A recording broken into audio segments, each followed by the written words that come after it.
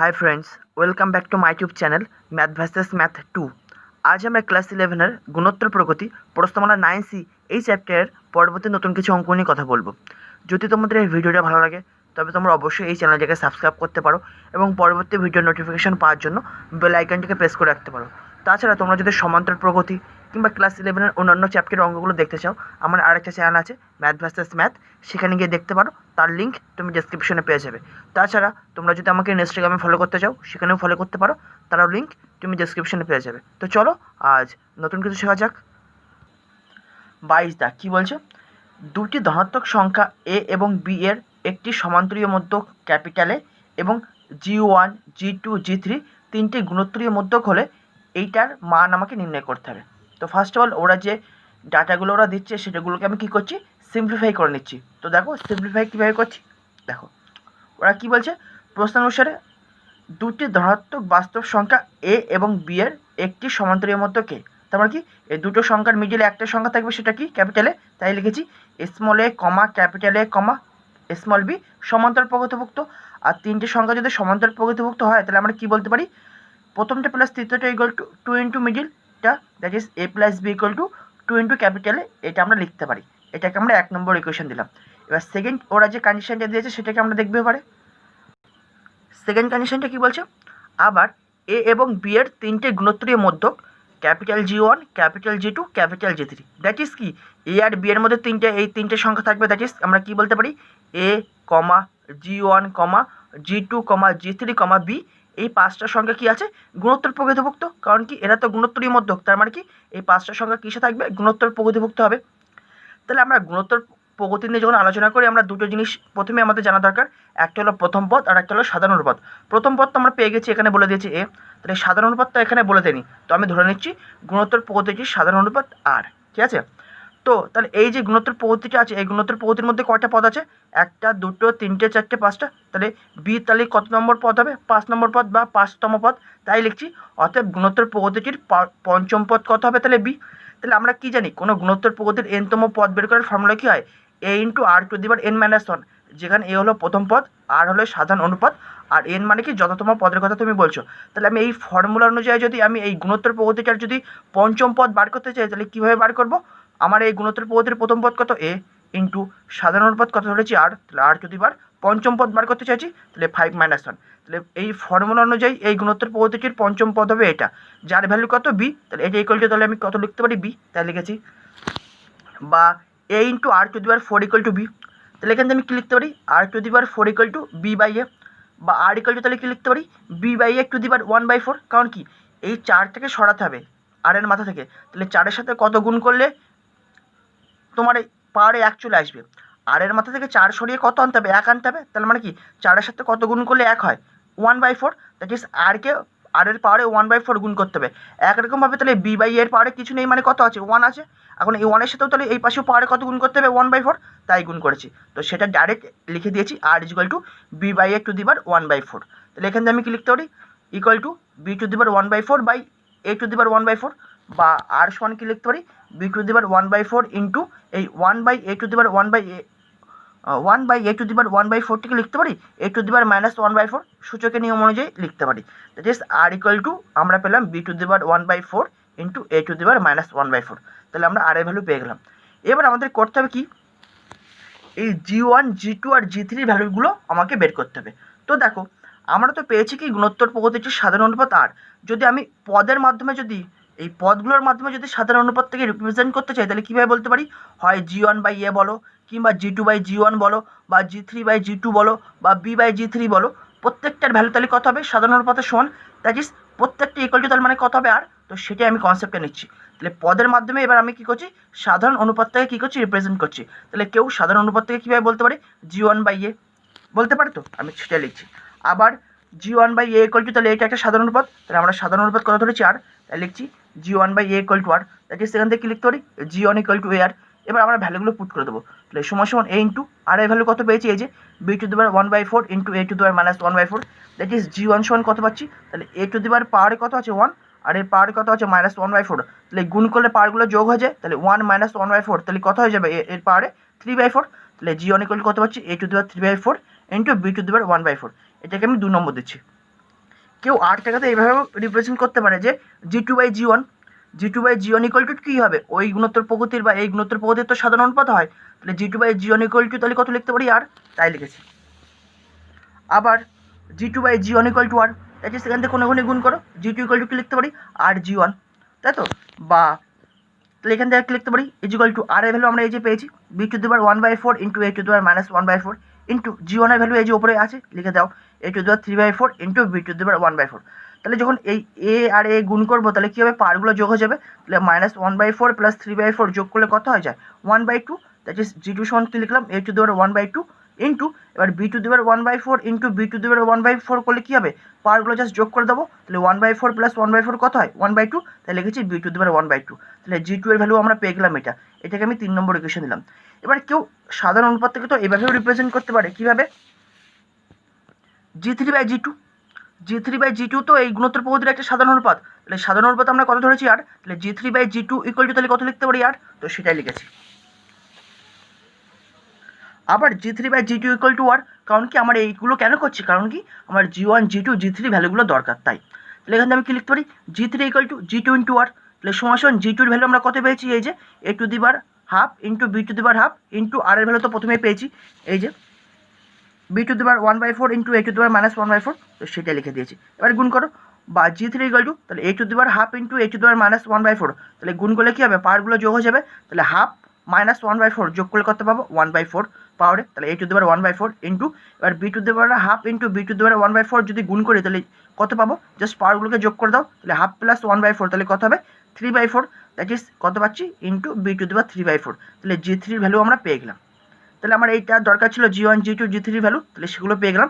এবার আমরা অঙ্কে যেটা প্রমাণ করতে বলেছে তার বাম পক্ষে যাচ্ছি, তাহলে বাম পক্ষে চলে এসো, তাহলে বাম পক্ষ দিয়েছিল এটা A⁴ plus B⁴ plus 4 into G1⁴ plus G3⁴ plus 6 into G2⁴ by A⁴ এর ভ্যালু আমাকে বার করতে হতো। তো দেখো এটাকে একটু গুছিয়ে লিখছি, কীভাবে লিখছি দেখো A⁴ প্লাস 4টা তো এই দুটো পদের সাথেই গুণ, তাহলে 4 ইন্টু G1⁴, তারপরে এই পদ থেকে আনছি প্লাস 6 ইন্টু G2⁴ প্লাস তারপরে এই 4 ইন্টু G3⁴ লিখছি, প্লাস লাস্টে লিখছি B⁴ বাই A⁴, জাস্ট এটাকে একটু গুছিয়ে লিখলাম। এবার এই G1 G2 G3 প্রত্যেকটার ভ্যালু আমরা জানি, এবার এক এক করে পুট করে দেবো। সমান A⁴ প্লাস 4 ইন্টু G1⁴, তাহলে আগে G1টার ভ্যালু লিখে নিই, G1 কত ছিল A⁴ ইন্টু B⁴ তোমরা দেখলেই বুঝতে পারবে, তাহলে তার পাওয়ারে হোল 4, তাই এই পাওয়ারে 4 দিয়ে দিয়েছি, প্লাস 6 G2⁴, তাহলে 6 ইন্টু আগে G2-র ভ্যালু লিখে নিই, তাহলে A⁴ ইন্টু B⁴ তার পাওয়ারে 4, প্লাস 4 ইন্টু G3⁴, তাহলে G3-র ভ্যালুটা আগে লিখে নিই, তাহলে A⁴ ইন্টু B⁴ তার পাওয়ারে 4 প্লাস B⁴ বাই A⁴। এবার দেখো গুণ করছি, তাহলে সমান A⁴ প্লাস 4 ইন্টু, তাহলে এই পাওয়ারটা কী হবে, এই প্রত্যেকটা পদের পাওয়ারের সাথে গুণ হয়ে যাবে, তাহলে A⁴ ইন্টু 4, তাহলে এই 4 কেটে গেলে A³ ইন্টু B⁴ ইন্টু 4, তাহলে এই 4 কেটে গেলে তাহলে B⁴ হবে, তাহলে শুধু বি লিখতে পারি, প্লাস 6 ইন্টু A⁴ ইন্টু 4, তাহলে কী হবে 2 2 4, that is A² into B⁴ into 4, তাহলে 2 2 4, that is B², plus 4 into এখানে তাহলে A⁴ ইন্টু 4, তাহলে 4 কেটে গেলে কত পাবো A⁴, দ্যাট ইজ শুধু এ লিখতে পারি, ইন্টু B⁴ ইন্টু 4, তাহলে 4 কেটে গেলে শুধু 3 পড়ে থাকবে বি এর মাথায়, that is B³ plus B⁴ by A⁴। দেখো এই যে জিনিসটা একটা আসলে এক্সপ্রেশনটা, এই জিনিসটাকে সিম্পলিফাই করলে আমরা কত পাই জানো A প্লাস B⁴, কারণ কি তুমি গুণ করে দেখতে পারো রাফে A plus B² into A plus B এর whole square, A plus B এর whole square into A plus B এর হোল স্কোয়ার গুণ করো, তুমি ওপরে এই জিনিসটাই পাবে, দ্যাট ইজ এই জিনিসটাই ভ্যালু তাহলে কত লিখতে পারি আমরা A প্লাস B⁴ বাই নিচে আছে A⁴। তাহলে আমরা প্রথমেই পেয়েছিলাম মনে আছে A plus B equal to 2A, তাহলে এখন A প্লাস B এর পরিবর্তে লিখে দিয়েছি 2A, তাহলে পাওয়ারে 4 বাই A⁴, তাহলে 2A⁴ মানে কি লিখতে পারি 2⁴ ইন্টু A⁴, তাহলে 2⁴ মানে কত হয় 16 ইন্টু A⁴ বাই A⁴, তাহলে A⁴ কেটে যাচ্ছে, দ্যাট ইজ কত ভ্যালু কত হচ্ছে 16, তো এটি হবে এই অঙ্কের অ্যান্সার। নেক্সট অঙ্ক 23 দাগ কী বলছে, যদি ABC গুণোত্তর প্রগতিতে এবং ax² plus 2bx plus c = 0, gx² plus 2ex plus f = 0 সমীকরণ দুটির একটি সাধারণ বীজ থাকে, তবে প্রমাণ করো যে d/a, e/b, f/c সমান্তর প্রকৃতিতে থাকবে। অ্যান্সার, তাহলে কোশ্চেন ওরা কী বলছে, প্রশ্নানুসারে ABC গুণোত্তর প্রকৃতিভুক্ত। তাহলে তিনটে সংখ্যা যদি গুণোত্তর প্রকৃতিভুক্ত হয় তাহলে আমরা কি বলতে পারি, মিডলটার বর্গ ইকুয়াল টু প্রান্তীয় দুটো সংখ্যার গুণফল, that is b square equal to AC। এটাকে আমরা 1 নম্বর ইকুয়েশন দিলাম। এবার বলছে ওরা দুটি ইকুয়েশন বলে দিয়েছে দ্বিঘাত সমীকরণ। তাহলে এইটাকে দিচ্ছি x square plus 2bx plus c equal to 0, এটাকে দিচ্ছি 2 নম্বর ইকুয়েশন। আর dx square plus 2ex plus f equal to 0, এটাকে দিচ্ছি 3 নম্বর ইকুয়েশন। এই 2 আর 3 নম্বর ইকুয়েশনের একটি সাধারণ বীজ থাকে আছে। তো আমাকে প্রথমে ফার্স্ট অফ অল এই সাধারণ বীজটাকে বার করতে হবে। তো সেই সাধারণ বীজটা বার করার জন্য তো আমি কী করছি, ফার্স্ট অফ অল এই যে 2 নম্বর ইকুয়েশনটা আছে না, এই 2 নম্বর ইকুয়েশনটাকে আমি সিদ্ধর আচার্যের সূত্র প্রয়োগ করে সমাধান করছি। তাই লিখছি নাও 2 দ্বিঘাত সমীকরণে সিদ্ধর আচার্যের সূত্র প্রয়োগ করে পাই। তাহলে 2 নম্বর দ্বিঘাত সমীকরণটা কি ছিল, x square plus 2bx plus c equal to 0। তাহলে সিদ্ধর আচার্যের সূত্র প্রয়োগ করলে এই দ্বিঘাত সমীকরণের বীজগুলোকে কীভাবে বের করতে পারি, তাহলে এক্স ইকুয়াল টু, তাহলে বীজগুলো কীরকম হবে, এক্স টাইপ ইকুয়াল টু, তাহলে মাইনাস বি, তাহলে মাইনাস অফ এক্স এর শক, তার মানে তাহলে মাইনাস অফ এক্স এর শক কত আছে 2b, তাহলে minus 2b plus minus under root b square, তার মানে কি এক্স এর শকের whole square, that is 2b whole square minus 4 into a into c, মানে আদর্শ আকারের সাথে তুলনা করছি। তাহলে 4 ইন্টু এ মানে কি এক্স স্কোয়ার শক, এখানেও এক্স স্কোয়ার শক কত আছে, তাহলে 4 ইন্টু এ ইন্টু ধ্রুবক পদ কত আছে সি, তাই c by 2 into x square শক, তাহলে 2 ইন্টু এক্স স্কোয়ার শক কত আছে, লিখলাম 2a, তাহলে সমান minus 2b plus minus under root 2b এর হোল স্কোয়ার মানে কত লিখতে পারি 4b স্কোয়ার, আর এই যে এসি মানে কত লিখতে পারি 4 মানে বি স্কোয়ার। তাহলে এখন এই এসি পরিবর্তে লিখে দিয়েছি 4b স্কোয়ার, তাহলে কি হয়ে গেলো 4ac, তাহলে কত হয়ে গেল এখন 4b স্কোয়ার বাই 2a। তাহলে এই 4b স্কোয়ার কেটে গেল, তাহলে এই টোটাল জিনিসটা কত হয়ে গেল 0।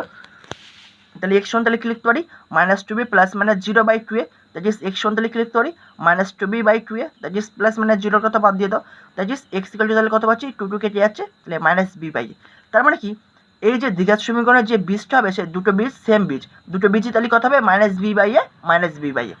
তাই লিখছি অতএব দুই দ্বিঘাত সমীকরণের বীজদ্বয় হলো minus b by a comma and minus b by a। তাহলে কি দুটোই যেহেতু সেম বীজ, এই দ্বিঘাত সমীকরণের দুটোই সেম বীজ, তার মানে কি এবার কোশ্চেন আবার বলেছে কি 2 আর 3 নম্বর সমীকরণে একটা সাধারণ বীজ থাকবে।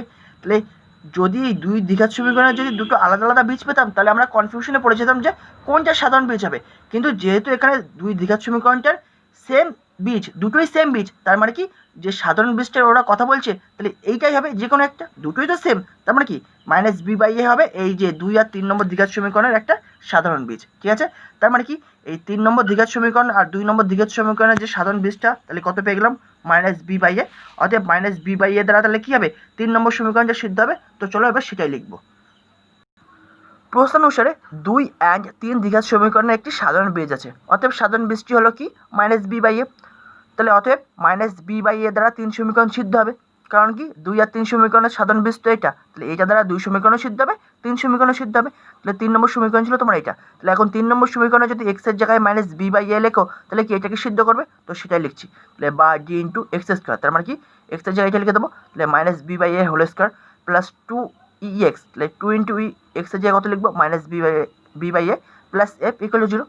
তাহলে এখান থেকে আমাদের এবার যেটা প্রমাণ করতে হবে সেই জায়গায় চলে যাবো। তো চলো এবার এটাকে ক্যালকুলেশন করি। তাহলে এখান থেকে লিখতে পারি DB square by a square plus minus 2bi by a plus f equal to 0। এবার দেখো আমরা প্রথমে পেয়েছি কি b square equal to AC, তাহলে এই বি স্কোয়ারের পরিবর্তে লিখতে পারি এসি, তাই লিখে দিচ্ছি। তাহলে d into AC by a square minus 2bi by a plus f equal to 0। তাহলে দেখো এই একটা কেটে যাচ্ছে, তাহলে কি পড়ে থাকছে DC by a minus 2bi by a plus f equal to 0।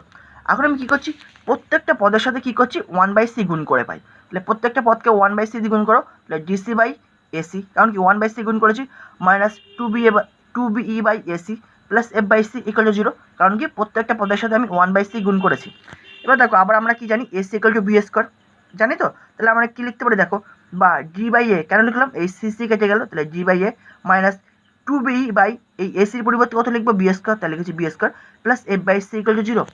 এখান থেকে আমরা কী লিখতে পারি বা ডি বাই এ মাইনাস এই একটা বি কেটে যাচ্ছে, তাহলে কী পড়ে থাকছে 2e by b plus f by c equal to 0, বা এখান থেকে লিখতে পারি d by a plus f by c is equal to এই মাইনাসটাকে এই পাশে পাঠিয়ে দাও, লিখতে পারি 2 ইন্টু ই বাই বি। তাহলে এই পর্যন্ত আসলে আমাদের ফাইনাল আউটপুট। এবার দেখো এখান থেকে আমাদের কী প্রমাণ করতে পারি, দেখো ফার্স্ট অফ অল একটা জিনিস বোঝো, মনে করো এক্স ওয়াই জেড এই তিনটে সংখ্যা সমান্তর প্রকৃতিভুক্ত, তাহলে এখান থেকে আমরা কী লিখতে পারি x plus z equal two 2y। তাহলে এবার এই জিনিসটার সাথে এটাকে সিম্পলিফাই করো বা কম্পেয়ার করো, সিম্পলিফাই না কম্পেয়ার করো। তাহলে এক্স ওয়াই জেড যদি সমান্তর প্রকৃতিভুক্ত হয় তাহলে আমরা লিখি x plus z equal to 2 into y, তাহলে এখানে এক্সের জায়গায় ডি বাই এ আছে, জেডের জায়গায় আছে এফ বাই সি আর ওয়াইয়ের জায়গায় আছে ই বাই বি। তাহলে কী বলতে পারি এখান থেকে, তাহলে d by a comma e by b comma f by c সমান্তরাল প্রতিভক্ত, কারণ কি এই রূপে এসছে এটা। অতএব এটাই তো আমাকে প্রমাণ করতে বলেছিল, তাহলে প্রমাণ হয়ে গেল। তো আশা করি এই পর্যন্ত তোমরা বুঝতে পেরেছো। নেক্সট ভিডিও আবার পরবর্তী নতুন কিছু অঙ্ক নিয়ে আবার কথা হবে। Thank you.